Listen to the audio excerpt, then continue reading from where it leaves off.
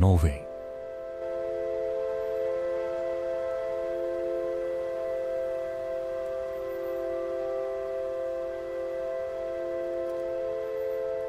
For many people, the name arrives like a postcard already half remembered. Fjords, northern lights, snow, silence. A country imagined in blue water and white peaks, so beautiful that it can feel almost unreal before you ever set foot there. But Norway is not just a landscape. It is a country where sea and stone have been in conversation for ages, where mountains fall straight into salt water, where old wooden churches still lean into the weather, and where people learned to live with long darkness not by fighting it, but by filling it with warmth, craft, and light.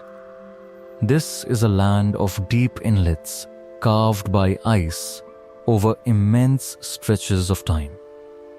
A land where fishing villages glow red against Arctic seas, where one city grew rich on trade beside a medieval wharf, where another faces the fjord with modern glass and old memory, and where, far in the north, prehistoric artists carved their worlds into rock thousands of years before the first train, the first map, or the first nation called itself Norway.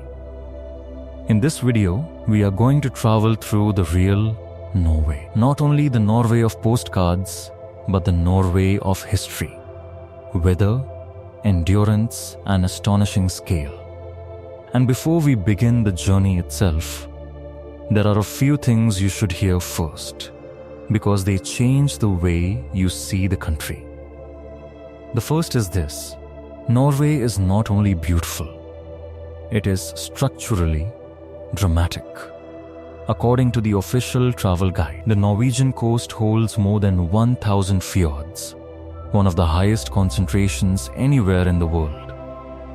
These are not just scenic bays.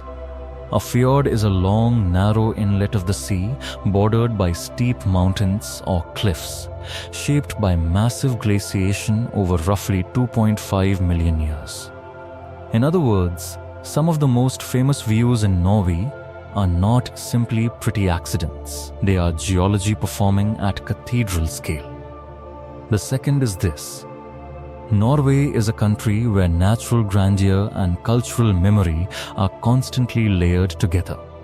The official guide notes that 9 Norwegian landmarks and areas are included on the UNESCO World Heritage List, and those places range from mighty fjord landscapes to early industrial heritage and ancient carvings in stone.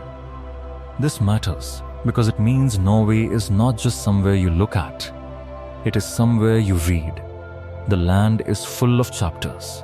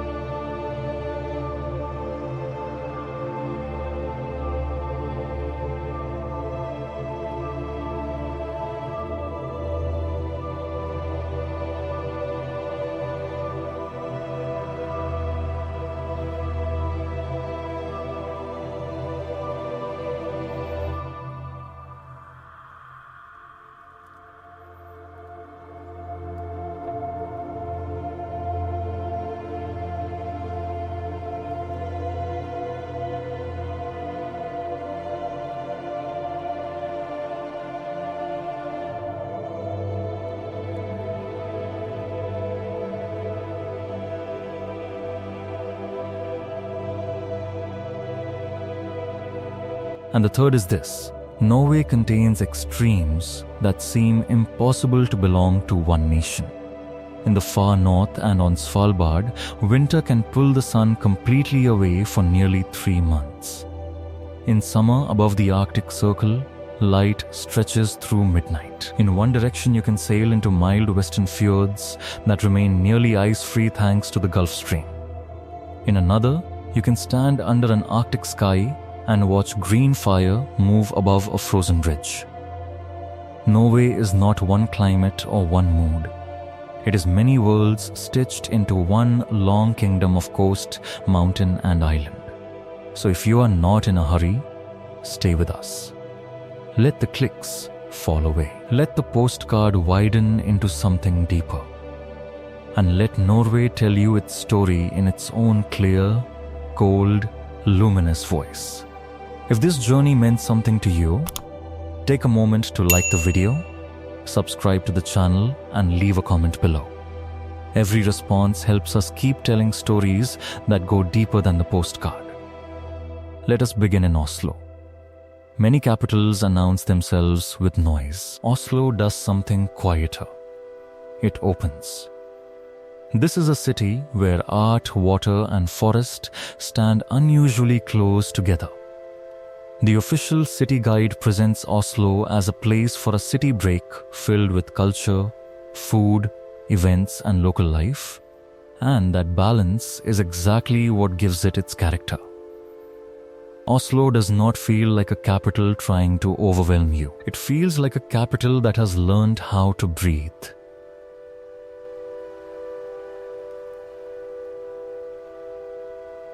Walk through the city and you sense that modern Norway is always negotiating with its surroundings. Ferries slide across the fjord. Clean lines of architecture catch pale northern light. Museums and performance halls sit within reach of the sea. There is energy here, but it rarely becomes chaos. Even in motion, Oslo keeps a certain Nordic composure, as if the city knows that beyond every glass facade and tram line, the horizon still belongs to water and sky. And then there is the art. The official Oslo guide plays with the famous line that the city will make you scream with excitement, a wink toward Edvard Munch, whose work remains inseparable from the emotional image of Norway. That matters more than it first seems, because Oslo is not only a seat of government or a transport hub. It is one of the places where Norway reveals its inner life, reflective, experimental, often restrained, but never empty.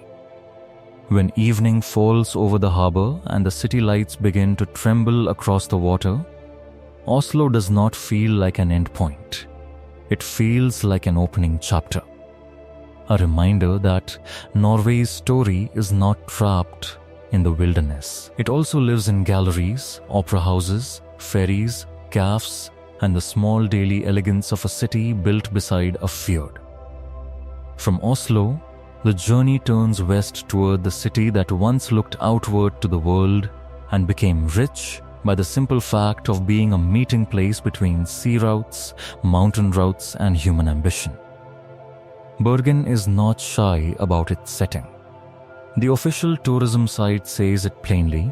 Bergen stands on the west coast of Norway in the heart of the fjords.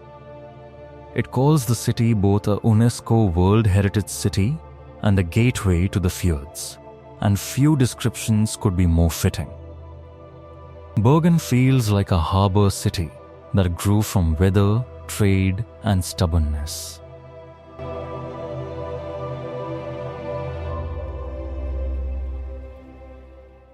The sea is everywhere in its story. According to the official Bergen guide, King Olav Kyrre founded the city in 1070. And by the 13th century, Bergen had become an important European trading city. Its harbor tied into the Hanseatic world of commerce, craftsmanship, and seafaring. That long mercantile memory still clings to the waterfront. You can feel it in the timber fades, the narrow alleys, the sense that ships once carried not just cargo, but news, language, and the shape of entire centuries. At the center of that memory stands Bryggen.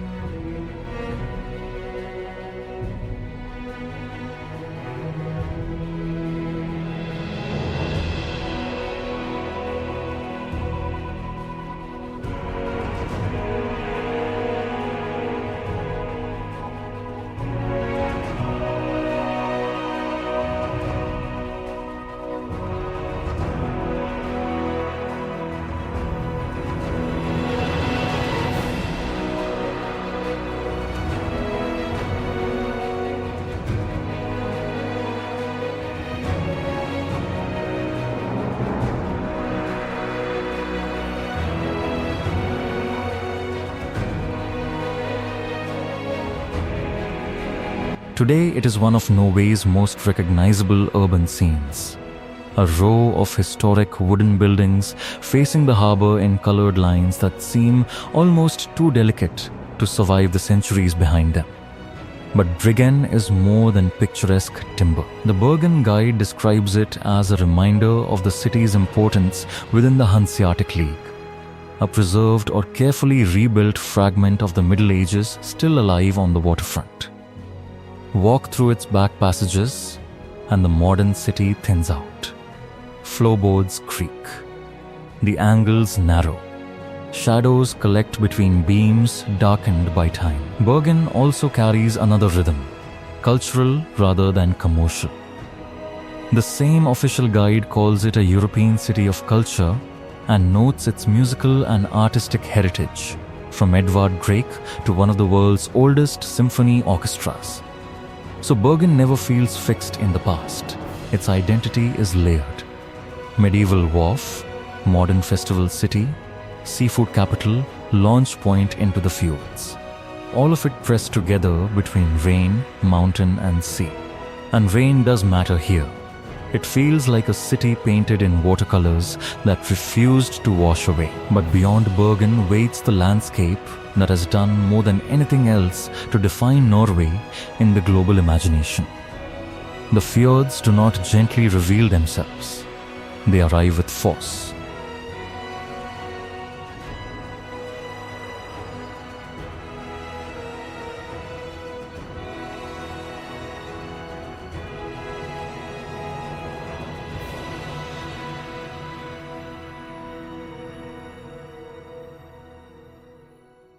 UNESCO describes Geirangerfjord and Drifjord as among the most scenically outstanding fjord areas on the planet. Their rock walls rise as much as 1,400 meters directly from the sea and continue 500 meters below it.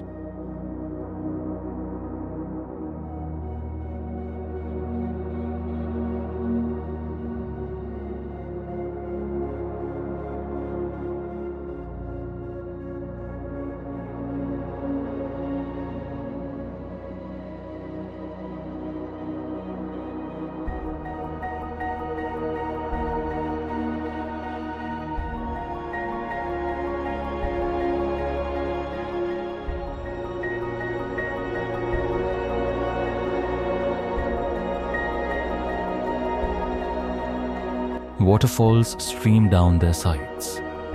Forests break open into glacial lakes and rugged mountains. The words are factual, but the effect is almost mythic.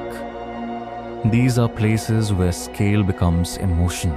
The official Norway guide adds that more than 1,000 fjords cut the coast, and that the deepest and longest of them all is Sognefjorden, which reaches a depth of 1,303 meters and stretches 205 kilometers inland.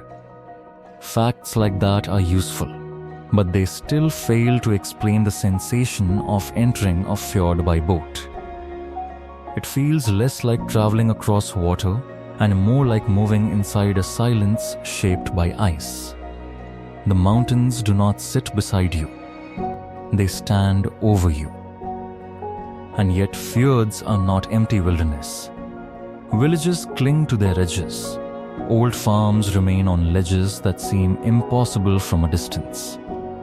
Ferries move through weather that can shift from silver calm to sudden rain in minutes. This is one of the most important things to understand about Norway. Even its grandest natural wonders are lived in. People built lives here, not because it was easy, but because difficulty itself became a tradition. When cloud shadows move over a fjord wall and a waterfall turns white against dark stone, Norway does not feel like scenery. It feels like a form of patience made visible.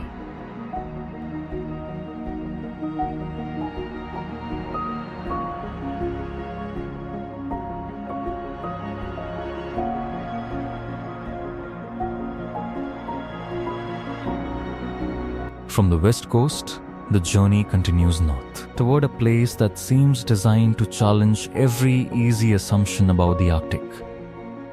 The Lofoten Islands are spread across the turbulent waters of the Norwegian Sea above the Arctic Circle, and the official guide calls them world famous for their wild and breathtaking nature. It is hard to improve on that. Lofoten looks like someone took the harshness of the north and gave it perfect composition. Majestic mountains drop toward deep fjords. Long windswept beaches open between black rock and cold blue water. Fishing villages sit in colors so vivid they seem lit from within. But perhaps the most surprising fact is climatic. The official page notes that, thanks to the Gulf Stream, Lofoten has a much milder climate than many other places at the same latitude. That contrast defines the islands. Arctic in position, but softened by ocean warmth. Severe in outline, but alive with human settlement. Remote, yet deeply inhabited by memory and work. There is also a long continuity here. The official guide points to Viking history and to stockfish traditions that still connect the islands to older ways of living from the sea. That makes sense the moment you arrive. Lofoten does not feel invented for tourism. It feels ancient in its practical beauty. Boats, drying racks, weathered wood, cod, steep ridges, cold light. Everything seems tied to survival first and beauty second. The miracle is that survival became beautiful. In summer, the beaches shine under light that seems unwilling to end.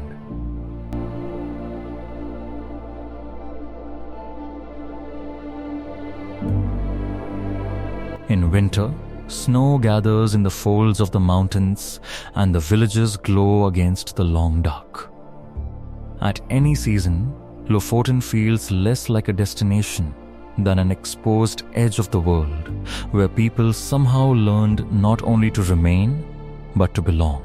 And once you are this far north, another promise begins to rise with the darkness. According to the official travel guide, Norway is one of the best places in the world to see the northern lights, and Troms has established itself as the main hub for aurora journeys. That reputation has turned the city into something unusual. An Arctic meeting point where scientific curiosity, tourism, student life, and winter wonder all share the same cold air. But the northern lights resist easy description. People talk about green curtains, moving fire, silent waves in the sky, and all of those phrases are true without being sufficient. The aurora has the strange power to make a whole landscape look as if it is being remembered rather than seen. Snow reflects color. Mountains turn to silhouettes. Faces lift upward and go quiet. Troms matters not only because it gives people access to this spectacle, but because it teaches something central about northern Norway. Life here is not built despite winter. It is built through winter. Darkness is not just an absence. It is a season with its own habits, skills, and celebrations. And this becomes even more apparent when the journey moves beyond the mainland into one of the most extreme inhabited places connected to Norway.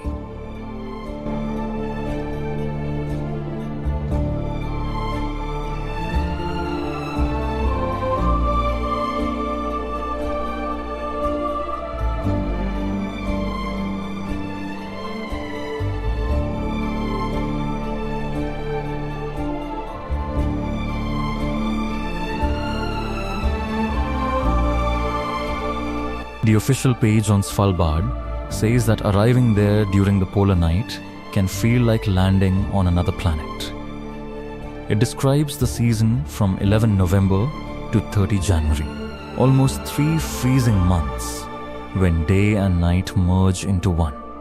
That is not poetic exaggeration. It is the lived arithmetic of an Arctic archipelago where the sun disappears and people continue anyway. There is something almost philosophical about Svalbard in darkness. The official description speaks of losing track of time, of mountains painted in deep blue hues under moonlight, of an unreal world where small lights matter intensely. Candlelight, window light, headlamps on snow.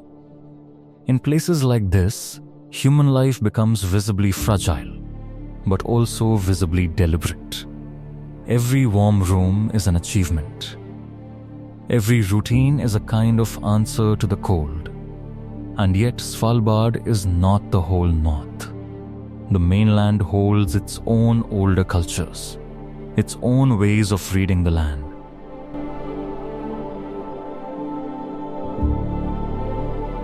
Among the most important are the Sami, the indigenous people of the north.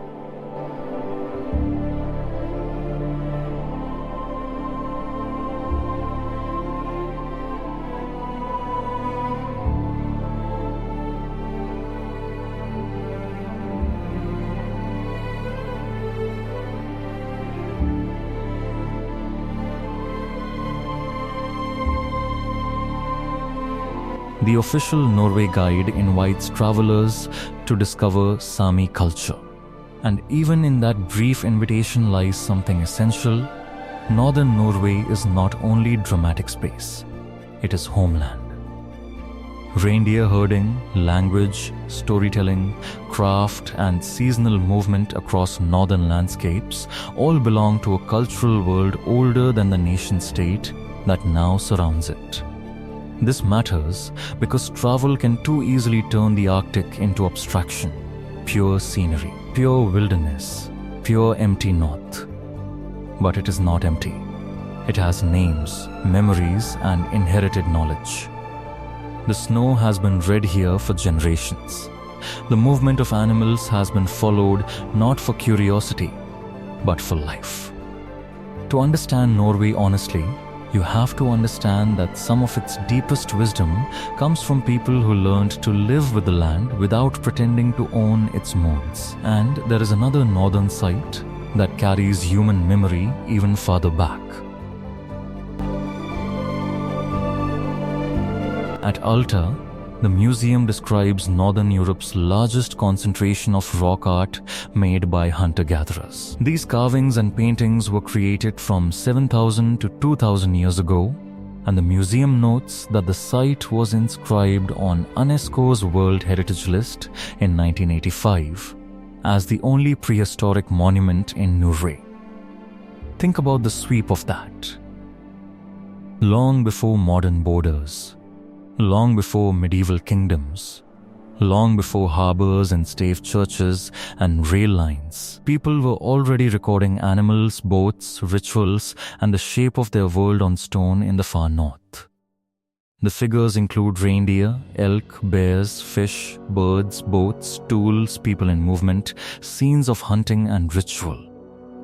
The museum explains that they offer unique insight into social life, technology, belief, and the use of resources.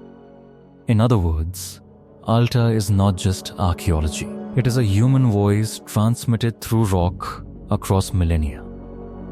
Stand before such carvings and the usual timeline of travel collapses. You are no longer thinking only in terms of a trip, or a season, or even a nation. You are thinking in terms of continuity. People have been watching, naming, carving, fishing, hunting, crossing, and enduring in these northern landscapes for an almost unimaginable length of time. Norway is full of these moments where the line between nature and culture becomes beautifully unstable.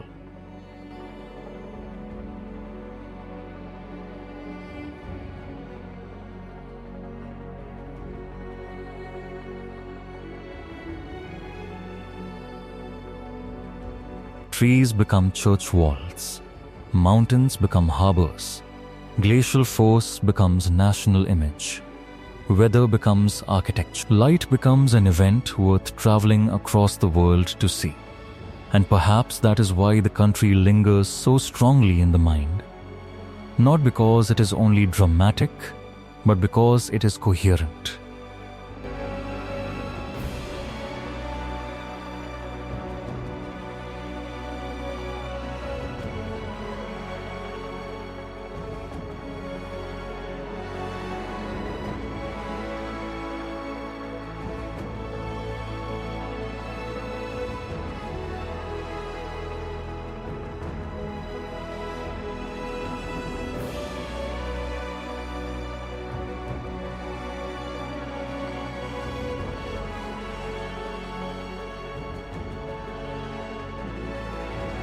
The forms of life that developed here make sense in relation to the land. Fishermen, traders, herders, builders, artists, carvers, sailors, all of them answered the same conditions differently. So when people reduce Norway to a handful of famous images, they miss the deeper truth. Yes, there are fjords, and they are overwhelming. Yes, there are auroras, and they can make the sky look alive. Yes, there are famous cities, Arctic islands, old timber wharves, and mountain roads disappearing into mist. But Norway is not only spectacle. It is structure, memory, adaptation, and scale.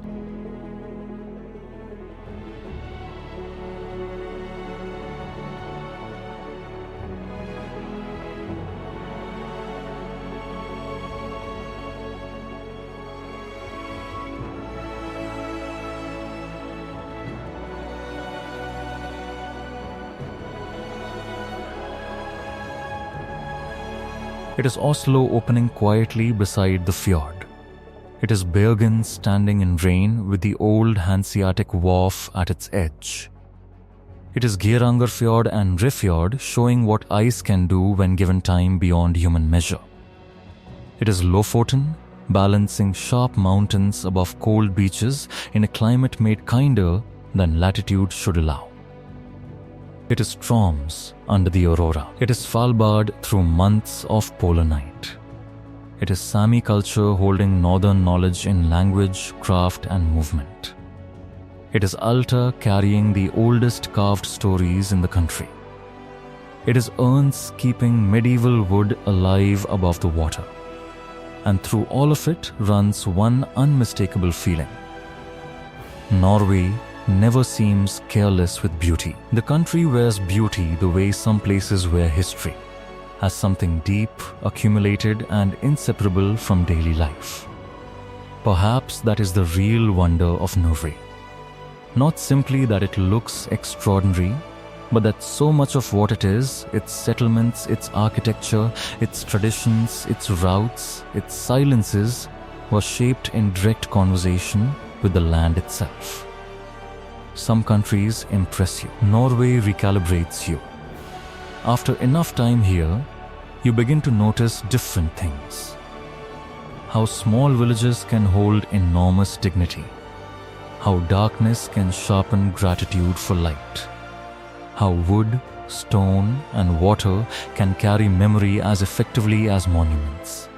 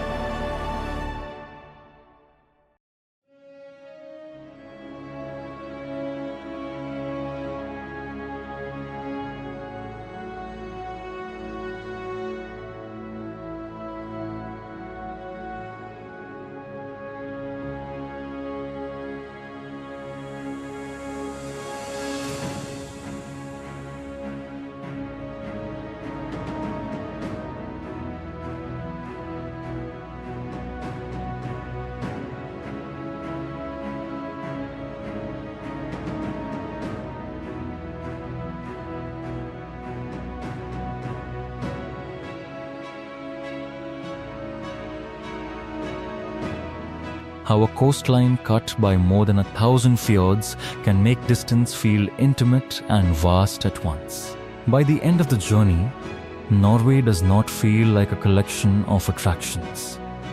It feels like a long conversation between people and place.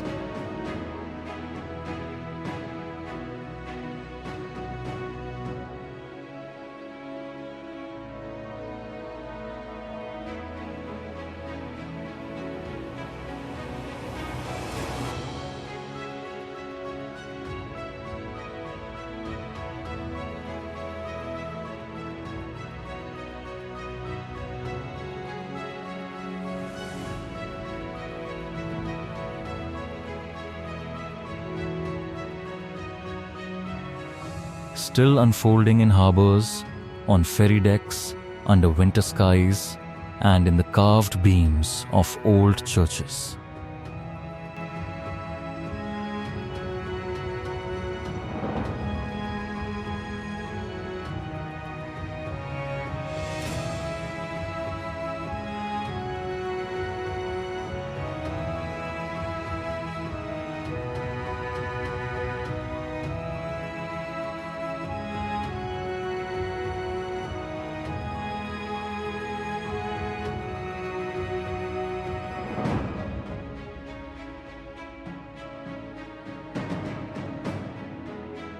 Some places you see. Norway is a place you feel changing the scale of your thoughts. Thank you for traveling with us, and we will see you on the next journey.